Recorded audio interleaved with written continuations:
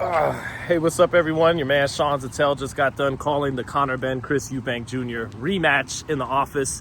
And yeah, we could totally be doing this post-fight review in the office where it's dry, but I wanted to walk outside in the rain and talk about this fight for some reason anyway, so we're going to do that. Anyway, on to it. Chris Eubank Jr. kind of won the first fight on fumes in the last 5 rounds down the stretch of that first fight. He was weight drained the first time they fought. And the big question we had on the Porterway podcast heading into this one was, could he go to the well again? Because he absolutely went to the well and left a pound of flesh in the ring in April when they fought the first time. And the answer was no, he couldn't. And again, he was weight drained in that first fight. He didn't have great snap on a lot of his punches in that first fight, particularly down the stretch. He had even less of it tonight. He had nothing really in the tank tonight. You could see the steam and the snap weren't on his punches. And from round one, Conor Benn had that youthful burst of energy. He had the pep in his step, the bounce in his step, the liveliness in his feet and upper body. And in comparison, Eubank was like a corpse. You know, he was sluggish and flat. And from round one, Benn had better tactics. Benn, he does his own style of feinting. He doesn't do anything like Lomachenko or Usyk up top with the busy feints like that. He doesn't feint like an American fighter, you know, putting the shoulder into it like this. And no, he did this thing where he kept bending his knees low at long range. That was kind of his feints. And him bending his knees he's trying to give the look that he's going to get off to your midsection. And then that makes you worried about, well, when's he going to level change and come with that bomb right hand over the top, which he didn't really throw a lot in this fight, and it served him well. That wild kind of jackhammer, looping, explosive, dangerous right hand that Conor Benn throws. Instead, he threw a lot more straight right hands tonight, and he threw a lot of them at the body, and he out-jabbed. Chris Eubank, who's up jab, doubling it up, tripling it up, was money in the first fight, allowed him to control the fight after the first 3 rounds or so. This time, it was just too slow, didn't have the snap on it, and Benn was too good with his in and out movement. He would burst in with a jab, knock up Eubank's head back, and then repeatedly Eubank would be too slow on the trigger back with his double jab, and Benn would just reset back out of range. And then Benn just did a good job of picking his spots better in this fight. He managed distance a little bit better. More on that later, though. I still don't think that the way he manages distance is going to be efficient against guys at the top level at 154. It actually sucks that Conor Benn probably can't get down to 147 strong anymore, because that's guys more his size, and his athleticism and balls make him an interesting opponent against anybody at 147. But at 54, guys that are longer, bigger, I don't see him beating any of the champions at 54. I think Zayas is going to beat Barreau in January, Abas, Barreau. I think that Virgil, Boots, Bakram, and Fondora are all too much for him.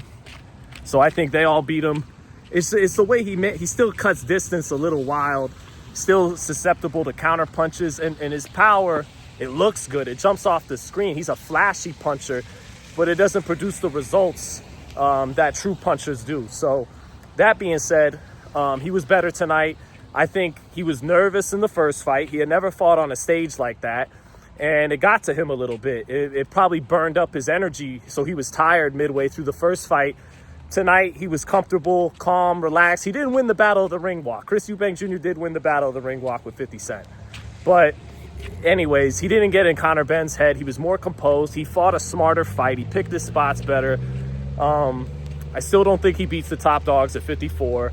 And then the knockdowns in the last 2 rounds, they added a nice little seal on top of it, because really I think the narrative until those knockdowns was going to be, the second fight kind of sucked compared to the first one. And good job, Conor Benn, you won, but man, Eubank didn't look good. That's still going to probably be a lot of the narrative, but with those 2 knockdowns now, Conor Benn put himself in a better position, scoring those 2 knockdowns late. And what these 2 guys have done by fighting each other is they've done good for both of their image, their brand, and all that. You know, Eubank, before this, nobody liked him before these 2 sets of fights. But you put across from him a drug cheat, and then he slaps him with an egg, and now he's the anti-hero. Now, yeah, he's an asshole, but at least he's an honest asshole, and you cheated. And so that made him finally have a foil to kind of be a good guy. And then, which, again, this isn't wrestling. These are 3-dimensional human beings. We're not supposed to just put them in a babyface, heel, good guy, bad guy kind of thing. But to oversimplify it, there you go.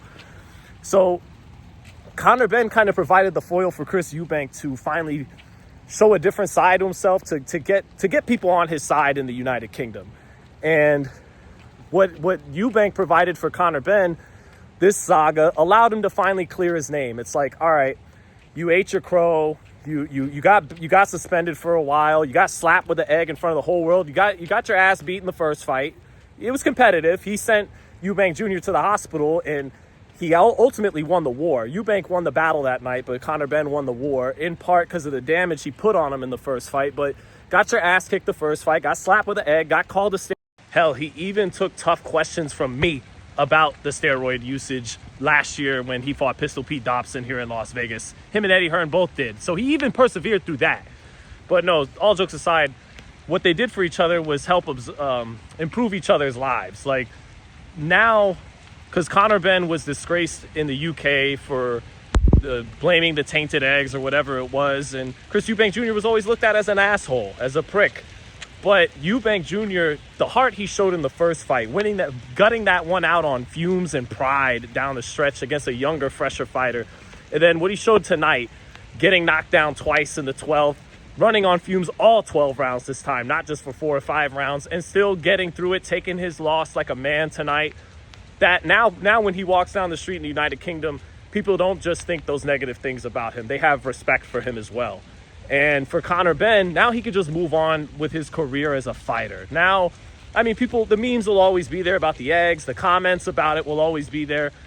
But now it's more like, all right, who's Conor Benn going to face next? We don't favor him at 154, but he's a good fighter. And let's see what's next. At least some of his story can move past that stage a little bit. And he has Chris Eubank Jr. to thank for that. So that's how they helped each other. Now, I actually had to restart. I had to do a second part of this video because the phone died. So we could have even finished part 2 of this video in the office, but we didn't. And we're wearing flip-flops. We're wearing flip-flops in the rain to conclude this video. Why? I don't know. I move from the heart sometimes. So now I'm seeing a lot of people feel like this second fight wasn't that good. Some people even saying on Twitter that it took away from the first fight. I think the first fight was pretty good. Basically, what people are saying is that this matchup is now a little overrated between Chris Eubank and Conor Benn. And that wasn't all. You know who was saying that the first time? I did. I was saying it the first time, okay? That went over better in my head. I said it the first time, okay? And no, it was just, Hear the echo? It was the biggest thing ever. Ali Frazier, yeah? The storylines. That is the shot of the year. There they are, Chris Eubank Sr. and Jr. reunited.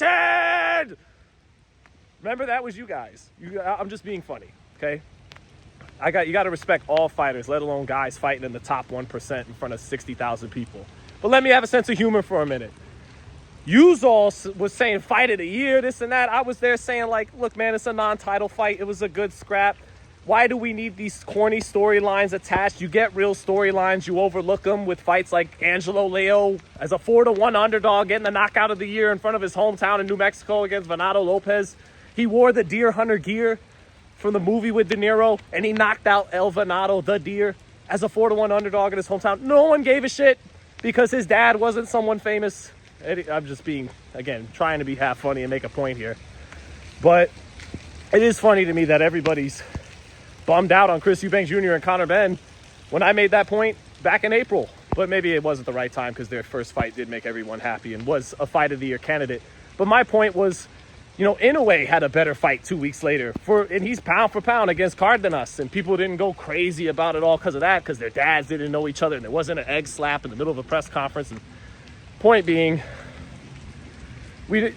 part of why this fight, the fight itself wasn't as good as the first fight. That's number one, or, that's the main reason why. But part of why this fight didn't feel as big as the first fight is a lot of that stuff, the dads, the egg slap, the personalities they have, it's sizzle.